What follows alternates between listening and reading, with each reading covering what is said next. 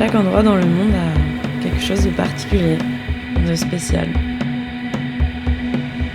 L'Indonésie a toujours fait partie de mes rêves d'enfance. Elle m'a toujours fascinée. Mais j'aurais jamais cru que l'Inde aurait un tel impact sur ma vie et sur mon cerveau.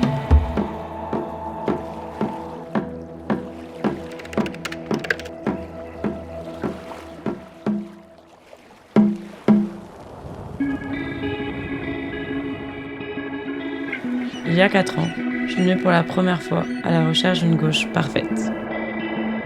Et j'ai découvert un endroit presque intact.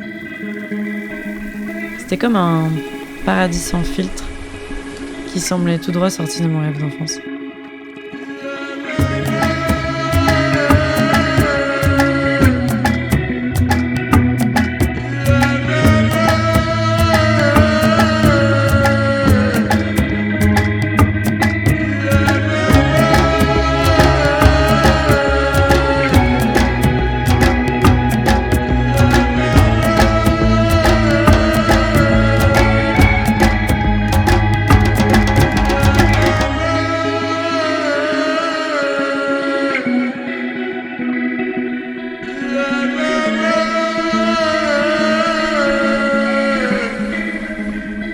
Au fur et à mesure des jours, des sessions glacis, ventées, j'ai commencé à pousser mon surf et être de plus en plus inspirée.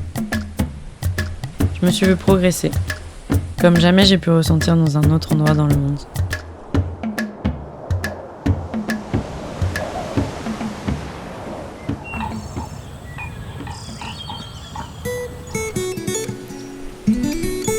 Mais pour moi, ce qui fait cet endroit unique, c'est son peuple.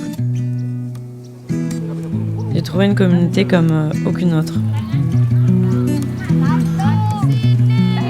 Dans leurs rires et dans leurs histoires, j'ai découvert tellement de simplicité et de bienveillance qu'elles peuvent même transcender les barrières de la langue. Ici, le partage est au cœur de leur vie. Et j'ai vraiment appris d'eux.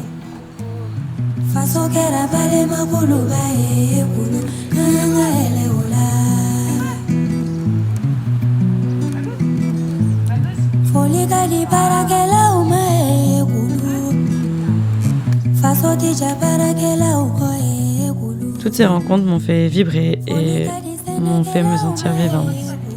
Certaines rencontres m'ont ramenée à quand j'avais commencé le surf. Ma rencontre avec Lala m'a un peu réconciliée avec le surf. J'ai un peu retrouvé le pourquoi du comment je faisais tout ça. Lala a une connexion avec l'océan qui s'apprend pas et qu'on m'a jamais apprise non plus.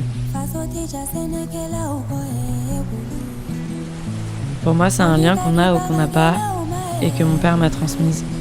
Et j'ai vraiment l'impression que Lala l'avait aussi.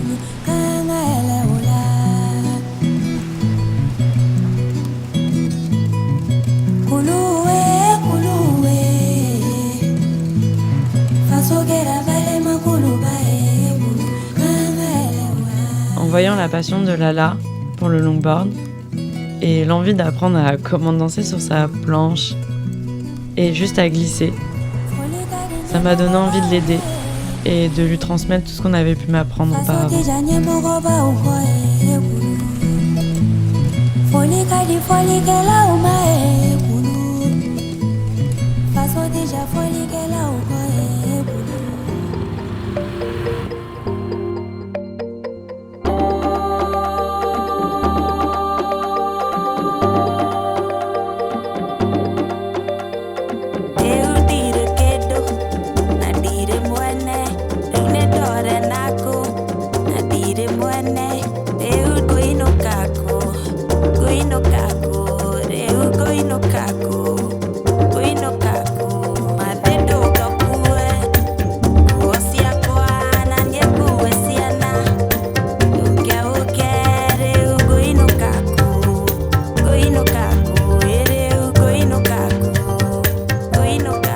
L'Indo, ça m'a permis de grandir, de découvrir qu'il y avait encore des endroits beaux, des endroits purs, et que parfois la vie peut juste être simple.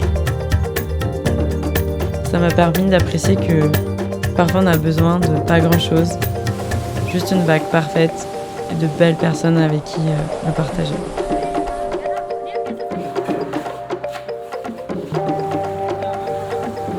Peu importe où la vie décide de me mener, je sais qu'il y aura toujours une partie de cette île qui sera gravée en moi et je suis hyper reconnaissante d'avoir vécu tout ça.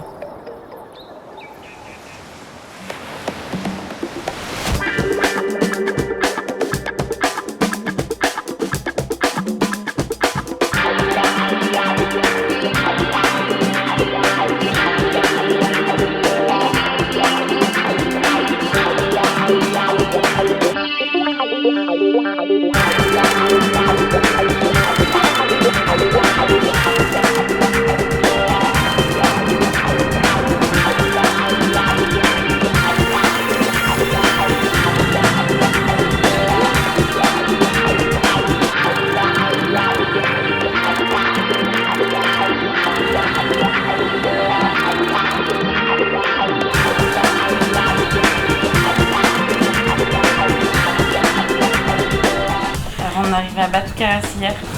C'est super beau, mais il n'y a pas de vagues. Mais au moins pour dire ça. Ah oui, il n'y a pas de vagues. Il y a trop de monde. Il n'y a même pas de bintang. C'est les 5 premières minutes.